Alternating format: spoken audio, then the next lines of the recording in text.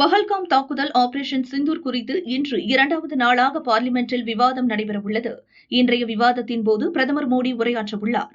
முன்னதாக மதியம் 12 மணி முதல் 1 மணி வரை உள்துறை மந்திரி அமித் ஷா உரையாற்றுகிறார்.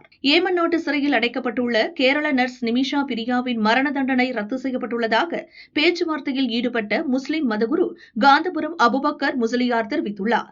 தூத்துக்குடி ஐடி ஊழியர் கவின் கொலை வழக்கில் சம்பந்தப்பட்ட பெண்ணின் பெற்றோர் சரவணன், கிருஷ்ணகுமாரி ஆகியோர் மீது வழக்கு பதிவு செய்த போலீசார் அவர்களை தேடி வருகின்றனர். தனுஷ்கோடிக்கும் தலைமன்னாருக்கும் இடையே மீன்பிடித்துக் கொண்டிருந்த ராமேஸ்வரம் மீனவர்கள் 5 பேரை எல்லை தாண்டி மீன்பிடித்ததாக கூறி இலங்கை கடற்படை கைது செய்துள்ளது. விசைப்படகையும் பறிமுதல் செய்தது. மேற்கு திசை காற்றின் வேக மாறுபாடு காரணமாக தமிழகத்தில் ஒரு சில இடங்கள், புதுச்சேரி, காரைக்காலில் இன்றும் நாளையும் மழைக்கு வாய்ப்பிருப்பதாக வானிலை ஆய்வு மையம் தெரிவித்துள்ளது.